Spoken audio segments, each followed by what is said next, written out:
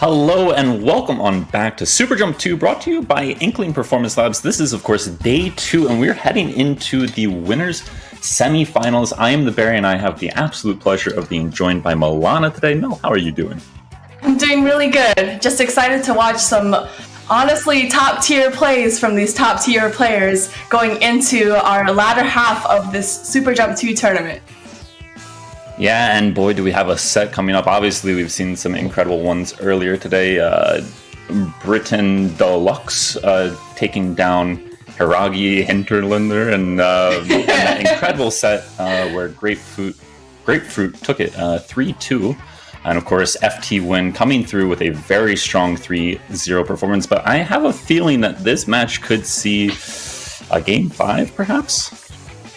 Game 5? I would love to see a Game 5. And I'm watching this poll go back and forth, and all of a sudden, just 10,000 points on 4 tickets to victory, please. And, oh my god. So these two teams are incredibly strong. Obviously, we have Starburst, Bran, Ice, Biscuit, Bagel, of NA fame, placing in pretty much the top 5 of pretty any tournament that you can think of. I would say even top 3. one. Top one. Yeah, top 1. Yeah.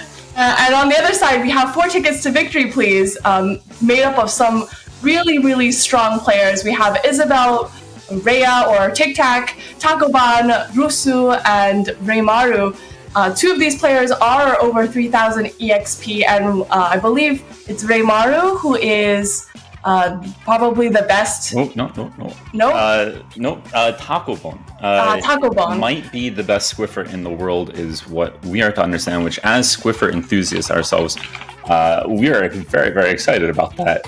Of course, Reimaru will most likely be seeing a Neo Splash Mata coming out, as they have reached 3,000 XP, 3,003 to be exact, and. For those who are very familiar, well, not even very familiar, for anyone who has seen some high-level JP gameplay, you are almost certainly familiar with the name Rusu, who is one of the most incredible custom jet squelchers in the world. Should also have a couple of other weapons in the back pocket if needed, an X-Blosher, a Rapid Blaster Pro, but of course they are up against no slouches, as we are all quite familiar with Starburst. And in this iteration, I think they have one of the strongest teams imaginable. Obviously, the splatling possibilities that Bagel and Biscuit have, despite the fact that they will probably be playing shooters in this meta, still leaves them with a lot of flexibility moving forward should they have to make any sort of changes. We are going to get started in our next match. Starburst versus 4 tickets to victory, please. And we do get to see a lot of shooters coming out. 7 out of the 8 members are on the shooter. But that said, there is that Rapid Blaster Pro Deco coming out from Rusu, who will be providing one of 2 armors for 4 tickets to... 4 tickets to... Maybe you can just call them tickets? Tickets? Tickets, please. Tickets, please. Tickets, please does get an early lead with the zones, but you know, with a map like this with the double zones, it really is going to go back and forth, probably a couple of times before we get something settled. Yeah, and of course, well, when you have coordination like that from Starburst, that is an excellent way to cancel that Booyah Bomb. The 52 Gal, obviously present from both teams here, as it is one of the strongest weapons in the game, if not the strongest. But at the moment, Starburst are struggling a little bit to find control. They do get to cap both zones and are starting to work some points off of that score. But Biscuit is going to get 2.5 before going down there, thanks to an assist there from Bagel. And you know, the assists really do make a big difference. That, you know, having your teammates there, having your back, I think being able to get that splat really just helped them to be able to hold on to that zone for at least a little bit longer. Yeah, it's one of the underlooked statistics, and of course we do have some beautiful statistics coming for you at the end of the game, something that IPL has done wonderfully well. But assists go a very long way. They do deserve to be valued as much as a kill, and I almost expect to see Bagel be top KA here for Starburst at the end of it all. Though that said, they're going to have to work pretty hard to get in, as finally 4 tickets to victory, please, have set up in a very nice position. They have control of both left and right, so whichever direction Starburst tries to drop in from, it is going to be contested. Yeah, Yes, and you know, especially on a map like this, you really have to be careful before you drop down. You gotta make sure that, like we were seeing right here, that we're combining those specials. We see the missiles, the Stingray, the Booyah Bomb all coming out at once, and hopefully this will give Starburst a little bit of an edge to kind of stand on. Yeah, they were only able to get 1 for 1 there in that trade, so time is running a little bit short for them here. Biscuit really looking to find one pick, and somehow these 52 gals not quite finding each other. But that said, Rusu with the Rapid Pro is going to come in here and clean up shop. I think that's going to be just about it, as you can't really paint the zone with a Stingray, sadly enough. Says the Stingray main. And that match does go to 4 tickets to victory, please. And a really strong showing for that first match. Yeah, I think one of the things that we really do see come into play is that double armor. It's not the most traditional armor weapons, as oftentimes it will be an NZAP and a Tri-Slosher, but it is brilliant to see some of the flexibility that they're able to offer. Obviously, Tic Tac known very, very well for his H3, technically H3D, one of the best players in the world for that role. But when you have Rusu able to frag out and provide some armor too, that's got to be a very, very frightening feeling for the members of Starburst, though I don't think they'll be shaking just yet. Not yet. And oh my god, look at these statistics. They are so cool. We see that, I believe it's Rusu getting the top KA of that last match. But, you know, we do talk about this a lot, Barry, that Splatoon 2 is a very special-oriented game, and we can see it right here. How many specials these teams have charged, these players have charged per minute and used. So, you know, being able to use those specials and use them in a productive way is definitely gonna make or break the game. Most definitely, and I think one of the things that I don't understand how that works. Kills with special weapon. Rusu. Oh, sorry, I'm reading poorly. I was reading it as Rusu got it, but Rusu had armor. No. That said, kills with special weapon. I do think we would want to see Ice being able to get set up in a little bit of a stronger position to use that Stingray. Obviously, never quite able to drop on that far left side, where be able to extend the map in the much longer direction rather than Stingraying from spawn. But that said, I do think there's a good chance that Rusu will be pulling out the custom Jet Sculpture here as well. Not guaranteed, of course. We could continue to see the Rapid Blaster, but were that to be the case, look forward to some Stingray battles. And you know, with our next map and mode going to tower control on Inkbot, I think a Stingray might be something that we pull out from maybe either team. Oh, we certainly see it coming through from Ice here, but we don't get to see it coming out just yet from Rusu. Continuing to roll with that double armor comp is what 4 tickets to victory, please. Seem determined to do. No real changes, actually, other than the fact that we do see the L3D coming out here from Rimuru. And this could be really, really bad for Ice if this Inkjet were to come into play right now. And you certainly called it right here. Rimaru getting a nasty 2 splats on Starburst. And with Starburst 3 down, this is going to give 4 tickets a really great opportunity to push up right here. Yeah, and even after that double came out from the Inkjet, Rusu did a wonderful job of protecting anyone who would be rushing down. No, Taco is gone. Well, even at the highest level, things happen. They certainly do. And this may be Starburst's opportunity to kind of push up forward. They do get 2 picks on 4 tickets, giving them a little bit of space to move, but unfortunately that Rapid Blaster is giving Starburst a difficult time pushing up with that tower. Yeah, it's so good at spacing out players, keeping them away from the drop here, and not really allowing anyone to move up safely with the tower or otherwise.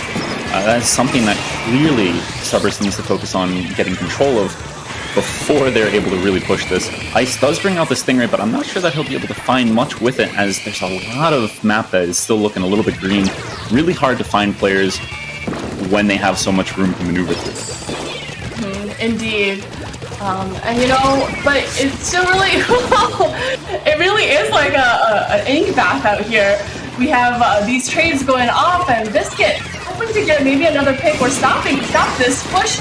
Unfortunately, getting a split on that tower, and you know, making 4 tickets rethink a little bit about whether they want to push now or not. Well, they most definitely will not be pushing now, but will they be able to hold a sturdy defense? That is the question. They do have 2 specials online in Armor and Booyah Bomb, but there will be a Booyah Bomb coming out from Starburst themselves, and this is the spot where we want to see Ice bring out that Ray. From that top right stack, looking here from the perspective of 4 tickets, please. This is a great spot for the Ray, as Ice gets one, might even be able to get another, but such an important pick to find it onto Rusu, taking out that Rapid Blaster. No longer will they have to deal with that oppressive range and the chip damage coming through, and that has allowed them to get a pretty strong lead so far. Yeah, a push to 55, I think that is going to be the end of it, but you know, a lead is still a lead, and with only a little bit over the 2 minutes left in the match, it's still, you know, it's their game to lose. Well, if Biscuit's able to get picks like that, then it should be their game to win by all means. But very good work coming out from Biscuit. Wonderful double, and again, this is actually a very difficult position for 4 tickets, please, to be in at this moment. Another Ray coming through from Ice, and that's going to keep all of the members of Tickets away from this tower, so it will be a clean second checkpoint break. And while they do have an Inkjet ready, their 52 gal will not be in play to try to prevent this Tower Rider from moving the tower any more forward. Yeah, this is a really strong push coming out from Starburst. They are backing up just a little bit to kind of give themselves space from their specials, from the specials of 4 tickets. But you know, they're still in a really great position to be able to at least keep the tower where it is. And that's perhaps the thing that they want to focus on most. Obviously, in many modes, it is about clock management, but if they can just prevent that tower from resetting all the way back to mid, and kind of hold it in a very defensive position, well, I say defensive position, but Biscuit is going to go in here off of that 2-down situation. And can you really blame him at this point? That is a... That is not the first time we've seen someone fall from that spot on the map, obviously on the other side, but this time around, still in favor of Starburst. And with that Armor and Ray coming out, even though there is no one riding the tower, this is allowing so much room, so much space for Starburst to move in with. And I don't think they're going to be stopped anytime soon. I don't think so either. I think 4 tickets is really struggling to be able to find grounding, to be able to keep them off the tower. And you know what? I think what Starburst doing here is really smart. They're able to just tap the tower, ride it a little bit, and then back up when they feel like 4 tickets is coming to push that tower. So being able to like hold that ground, I think is a really good skill, a really good strategy to be able to tick down that clock. Yeah, and I think they have given up some space here, knowing that they have a Booyah Bomb ready, and that Booyah Bomb is going to do more than enough to keep anyone from 4 tickets moving on over to the tower. A very clean response coming through here from Starburst. And I know we're going to see the statistics page at the end, but I do want to highlight just how many specials Starburst had. 9 missiles, 7 rays, 8 armors, and 5 Booyah Bombs. On the other side of things, 4, 4, 5, 5. Nowhere near as much special output as we saw coming from 4 tickets in the first match, and Starburst really finding their footing here in that tower control match. Yeah, I think we've talked about this before, Barry, but like just being able to know exactly what to do at every point of the match is really what shows their expertise as a top team. To be able to know like, hey, we know that they're gonna be pushing up. Let's back up a little bit. Oh, we know that we want to position Ice on that left stack to be able to Stingray, to be able to keep the other team back. We know we want to send Bagel up front. So I think being able to know exactly where each player is supposed to be at each step of the match is really what shows their expertise as a top team. I agree wholeheartedly, other than for one thing, we are not sending Bagel up front. We are sending Bagel to the tower because Bagel sat on that tower for more than a minute in that match. And I think that is really what did it for Starburst, was having that sustained push, not letting the tower come all the way back. Bagel providing armors, providing paint, providing support, but of course, never letting the objective move all the way back to mid. And when the opportunities presented themselves, moving that tower through the checkpoints and to a very solid lead. Now, one thing I will bring up is something that I always find interesting when we see these clashes between Western teams, whether it be North America or Europe, and Japanese teams. In Japan, the common thing that we see for scrims is splat zones only, right? Whereas in North America, at least, we tend to have a little bit more variety in our scrims. Not always, but perhaps is there a little bit of an advantage in the experience that these North American players have moving into maps and modes that are not splat zones, in your eyes?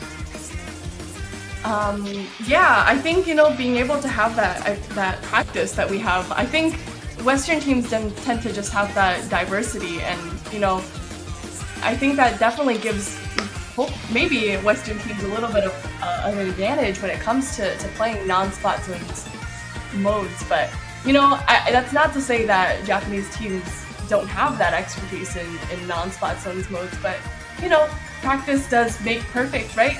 Yes, very much so. And by no means are we trying to say that this is still not perhaps for tickets to victory, please being the favorites. Again, I do think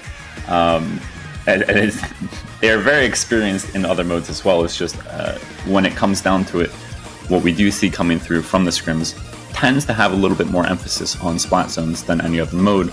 And I wonder if that's what leads to performances like that for North American or Western teams. For sure.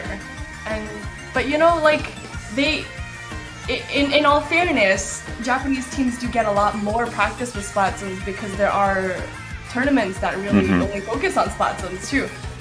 We did in the past have in the zones one of Sendo's tournaments that was focused on that, but I feel like in general tournaments here are more well-rounded, so it gives. Wait, is there a statistic for booyahs? Did Biscuit booyah the most? Biscuit is a team player through and through. Well. Biscuit and Taco Bone both were running the Kenza 52s. If they want those booyah bombs, they're going to have to booyah a little bit themselves. So, really poor team play from Rusu and Tic Tac, though, can we just say? Listen, really leaving Taco Bone. We have to be our own cheerleaders sometimes, okay? Biscuit's just cheering on the team at the same time. It's okay. Ice clearly the most valuable teammate there, pumping out 8 booyahs just to help Biscuit get off those booyah bombs. I do love this statistics page, and obviously this is something that we hope to see grow more in the future, whether it be implemented in Splatoon 3 itself or from the love and wonderful members of IPL and the greater community too, because these are the types of statistics that really help to understand the matches much better from a viewer perspective. Obviously, those of us who have a lot of playing experience, we can kind of watch and see what is going right, what is going wrong, but to see how much time someone spends on the objective, I think that's an incredibly underrated or undervalued stat that having to be implemented more is an excellent thing to see. Surprisingly,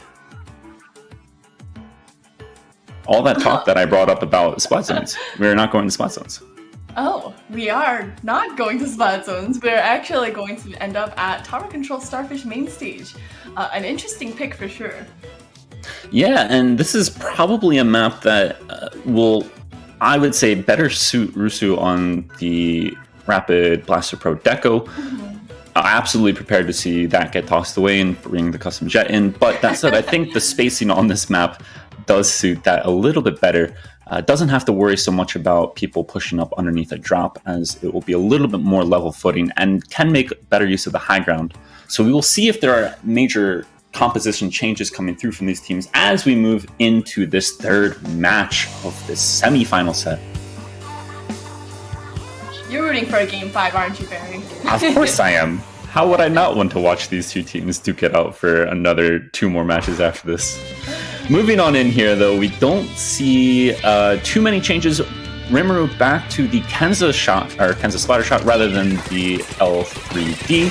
I think that is an understandable change. While that inkjet at the start was impressive, perhaps having that information coming through from the 10 misses, along with the suction bomb presence at tower, a smarter, more team-oriented option. we do see that pretty early raid coming from Ice, hoping to get a little bit of space for that tower. But really, with one down on both sides, and you know, a fair amount of turf. I'm speaking, and things are happening as I'm speaking. We do see 4Tickets starting their first initial push on the tower. They do have a lot of turf, but Brand is not making it easy for them at all. No, and perhaps the player we've talked least about so far for Starburst is Bram, who I think is just an absolutely brilliant player in the way he approaches the game. Very calculated, very methodical, always seemingly in the right position, and giving himself the best possibility to win fights. It's one of the many things that I think is important to watch from Starburst, but the supporting cast around Bram has been doing so much already, so we haven't gotten to see too much from him, and at the moment, perhaps 4Tickets would be preferring to see less of him too, as he gets a nice pick there. He certainly does, and Biscuit dropping down, getting a splat on a member of 4Tickets. Unfortunately, that is going to be the end of the push for Starburst, and you can see right here that 4Tickets is doing a great job turfing up and making space for that tower, giving the opportunities for most of the members of 4Tickets to move up. And they're going to be able to, yes, and they're going to be able to pop many specials in a row here. They had one armor coming out for the start of that raid, but they're going to use both armors to help break through this checkpoint, something that is definitely needed here because, well, Starburst are moving in very, very quickly, and they will get a delayed wipe onto 4Tickets. Now, this is, of course, a very important stage of getting a wipe, pushing up, not allowing Tic Tac to move back in very easily, and getting control of a lot of important areas, like that right side and the snipe. Indeed. I don't know. That ray coming out from Ice is probably giving headaches to the members of 4Tickets. And you see right here, every time a team is making a push, they're standing on that snipe. They're really trying to give room for the tower to move, and you can see it happening from both sides. So hopefully, let's see if Starburst is able to get that lead. No one is in the tower right now, but I think this may be it. Yes, I'm like, let me not commentator curse this. Well, it's funny that you should say that because, of course, as you started highlighting the importance of that snipe position, they kind of vacated it and weren't able to push the tower through. But as you rightly pointed out, they do get the lead there. Not much of one, sadly, for them, as Ice was the last remaining member alive, had to jump out with that Stingray, used it pretty early and hasn't found a pick with it, so that could come back to haunt Starburst a little bit, as this tower is getting dangerously close to retaking the lead for 4Tickets. And with that Booyah Bomb, I don't think anyone's going to be able to peek from there. Not yet, but I think what Starburst is really good at is being able to play patiently and being able to wait for the right moment. And if they need to lose the lead, that's okay, because they know they have confidence that they'll be able to get it back again. Yeah, and that's such an important thing to highlight as well. There are moments where you have to give up objective points just to be in a better position as a team. You cannot afford to wipe at the cost of saving, a temporary lead. So really, really smartly played, and it's working out wonderfully for them, as they are now the ones getting the wipe. And again, we'll be taking plenty of space. Yeah, and we see Brand picking all of the turf all the way on the side of 4Tickets. And, with only 30 seconds left, they really don't have to push the tower that far, but they do want to keep the tower a little bit in front of mid. That would be the ideal position, so that it would take at least a couple of seconds for the tower to move back, if needed. Yeah, but they also have so many specials ready, and I don't think we'll be seeing Biscuit or Ice using their Booyah Bomb or Stingray until the time is right. Taco Bun understanding that and really trying to put a lot of pressure onto Biscuit, forcing that Booyah Bomb out, but Biscuit has sat very patiently, and Taco Bun is sitting even more patiently inside of Ice's raid. But that said, the armor has come through at the right time. Biscuit does use that Booyah Bomb, but it's not going to be enough to stop them, and that patience was absolutely key. Somehow, somewhere, 4Tickets just found a lucky portal to victory. I don't know if that was luck. I think that was strategy. just being able to recognize that there is a Booyah Bomb being saved for the last like 5 seconds of the match, that there's a Stingray being saved for the last 5 seconds of the match, and being able to hold on to those armors and not use them preemptively and use them at the exact right time to be able to sit on that tower and like, you know, just truck your way through that, I think is a really impressive show of expert play. And you're absolutely right, and I think in the end there, I don't know if it was a distraction for Ice that he was raying a Booyah Bomber, but Taco Bone's patience with that Booyah Bomb ended up being so important. It really prevented any members of Starburst rushing to the tower in the end, as they would have known they'd immediately have a Booyah Bomb landing upon them. But it really, what it did is it allowed the other members of 4 tickets not to be focused by that Stingray, which was very, very important in that moment. Mm-hmm. And let's take a look at some of these stats from the last match. We see that Rhea and Bagel both spend a significant amount of time on that tower. And, you know, I think as a support player, sometimes that's the most important place for you to be able to support your team, to victory, right? But what I did want to mention is that the consistency of Starburst, to see Bagel on that tower for so long, for every match. I think being able to know your role exactly in the team is really important to be able to have a successful team play. And, you know, we also noticed that Bran is not on the tower at all. And, you know, that's Bran's job, not to be on the tower, to be able to push up, to be able to make space. So I think being able to know exactly what you're supposed to do is, you know, it's really evident in these statistics, and it's evident in their gameplay too.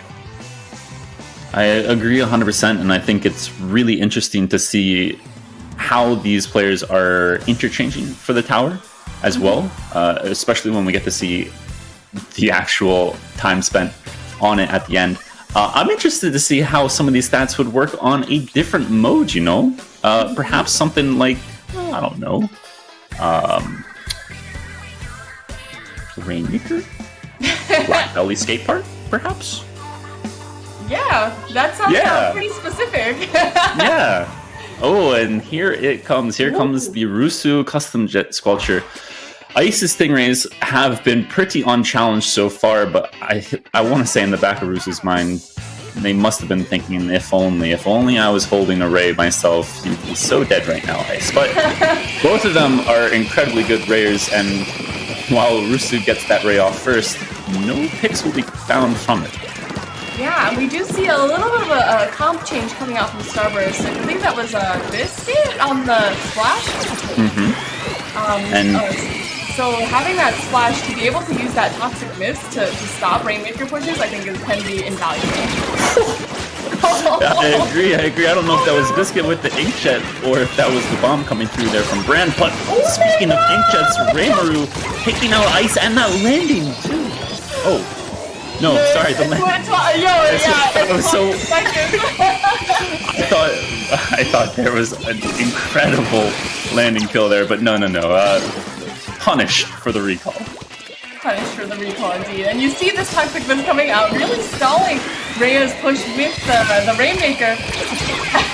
Rhea just going face first into that Stingray, hoping to get as many points on the board as they can. I think that's going to be the end of their push, but go ahead. I think Tic Tac understood in that moment, Rhea understood in that moment that there wasn't really anywhere to go, so let's just move that Rainmaker up as much as we can. Yeah, for sure. And I think... Bran is just scoping out. I think being able to use that missiles, not immediately when you see somebody, but being able to take a look around to see where the enemy is definitely a great use of missiles. And Biscuit punishing Raymaru's landing right there. Biscuit is just holding on to that area, just being able to just not let 4 tickets kind of push too far up. Yeah, and we're obviously getting a bit of a kick out of the recalls being punished, but it does go to some length to see if we can see these teams kind of correct that. Obviously, having a teammate around to protect your recall is massive because you're expected to get at least 1 or 2 picks off of the jet. So then to lose that numbers advantage or have it diminished a bit by just having your recall punished, that's not something that the really, really good teams are going to let happen. So I expect to see them make some changes here. Though that said, in this moment, the change that they need is for Rusu to have a Stingray right now, and Rusu does not have that Ray ready. So this should be lead for Starburst, if only just. Just a little bit, you know, but the scary thing about Rainmaker is that the lead really goes fast, so just one slip up, one wipe really could cost the game for either team. So they have to be, I think what you have to really realize about Rainmaker is you have to be very careful about just being alive and being able to protect and defend. Yeah, and I think that is an excellent thing to say in this moment, because for a second there, it didn't seem like anyone was going to be around to defend that push. Thankfully, a couple of the members of Starburst did come through as Ice was just about to have that Ray ready, but rather than using it to stop that push, now he gets to use it offensively, and he's going to be able to get 2, make that 3. Rusu going down, and that was the last member there to defend. That's a fantastic push there for Starburst, only being stopped there by Rimuru. And 21 is so much more secure than anything we have seen thus far from the pushes coming from both of these teams. This is now 100% Starburst game to lose. I'm so sorry for the commentator cursing it instantly. I felt it. I felt it the moment I started saying it. Your bones jingled with the commentator's curse. One does go down for Starburst, and it's Ice on the Jet, so no Stingray will be ready. But speaking of, Rusu has that Stingray to get a couple. The Blue Bomb will come in here. They really need to find this pick, and they thankfully do, for my sake, as a commentator. But it is just Brand left alive. Wonderful usage of that Suction Bomb into the splash wall. Oh man, this is gonna be really tough for Starburst to maybe take it back, but I don't know. Rusu is going to have to make big plays with that custom jet, and unfortunately doesn't. And I think Starburst might opt to leave it there. It's not the worst thing in the world, especially with Bagel here hanging around. The map control is not in their favor, so it's not something they exactly want to see instantly get pushed upon. If you are Starburst though right now, you want to see Ice having that Ray ready, and just as I say that, the Ray gets charged, so it might be a Ray battle here for the end, but Rimuru is sneaking in here. That's a beautiful pick onto Bagel, but the Inkjet coming out from Biscuit will clutch things up. Brand there to help out as well. We're going to game 5. We are. I mean, here you are. You commentator cursed it. You willed it into existence. It's the anti-curse. You know, you have to point out that you've upset the great Zapfish gods into favoring one team or the other, so they take pity on all of us and say, here's your game 5. I mean, with gameplay like this, who could complain, right? Not I. I don't think anyone in chat could either. I hope we are getting hyped up here as we are about to head into this game 5. Again, this is just the winners semifinals. We still have so much more action ahead. I am not sure if I'm ready for all of this action, but on the other side of things, I will say there was a 3-0 Kings beating FT Win, so FT Win will be moving down to losers bracket, where they will most likely end up facing off against one of these teams. Will it be Starburst, a classic battle of the North American Splatoon ages, as we've seen that fight just develop over the past year? Or will it be a new challenger? We never know. We shall see. And you did mention before that you wanted to see these statistics on a different mode. Well, we see it right here. Second spent on objective, or I guess spent with objective in this case.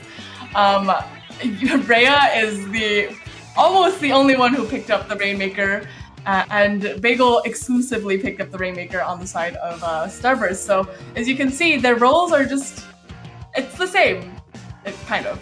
There's an understanding. You know, the support player, they provide the paint, they then provide the armor for their teammates to move forward, and then they pick up the Rainmaker and carry it on in behind them. We must also take a look at those KAs. Biscuit, absolutely massive there for Starburst, while Rimuru and Rusu putting up double digits numbers. Only Biscuit in the double digits, but with 14 at that. Really coming up clutch in these fights for Starburst. And again, I think I love the specialties too. So much time was spent from Rusu raying. I think that's about a ray every 40 seconds or so. Yeah, that sounds about right.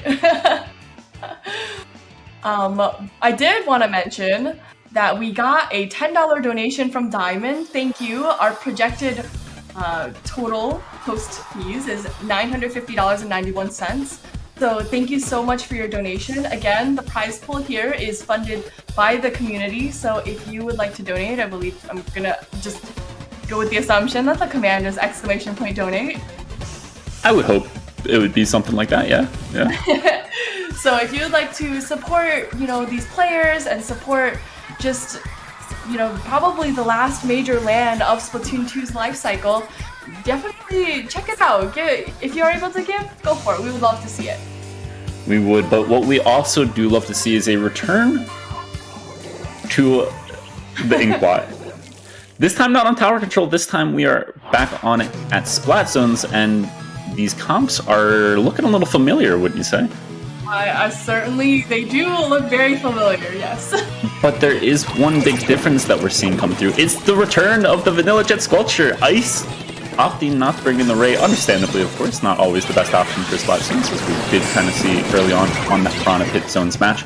This time offering another set of missiles for Starburst to move on in with. And are they doing that or not? I don't know, we shall see. Bagel getting a really nice splat, but unfortunately getting taken out by Rusu by that nasty Rapid Pro. We see Rusu on this Rapid Pro, and it seems that they always know where to look with that thing. I think that is a very important quality to see in a backliner. Understanding where players are going to be coming from is what's going to save you when your weapon doesn't kill quite as quickly as the others do. I love this view. We always see our missiles just being shot from both sides. And we do know that, missiles are a huge part of competitive play, being able to find location, being able to potentially share missiles. So I think it's just an interesting perspective. It is, and we'll probably see a few more raining down here in a moment. Brand charging them up, has all four. Might have missed one there, but nope, got all four of them, I believe. Takobon dropping to avoid being hit by the missiles, but ends up being hit by the other members of Starburst instead. And so while they have double armor ready, it's not the best position that you want to be in here for tickets, please. Really going to have to be relying on this Booyah Bomb to cap the zone, because this bomb rush from Biscuit is going to not let that happen at all. And that's really what you wanted to avoid seeing if your tickets, they don't have anything to counter, and at the moment they don't have the players to counter heads on either. Yeah, this is a really precarious situation for tickets, and unfortunately Rusu's Rapid Pro isn't able to paint quite enough to be able to stop that zone from ticking down. Yeah, not quite the back and forth that we saw in some of the matches earlier in the set. They're kind of pretty smooth all the way through that you'd want to see from Starburst. I think having that suction bomb rush, I'm truly surprised not to see one coming out from Remoru, as it's so strong for Splat Zones, and not using that Booyah Bomb to cancel out the suction bomb rush, I think ended up really hurting 4 tickets to victory, please. Yeah, I think so. And that is our game 5, and Starburst does come out on top for this winners semifinals.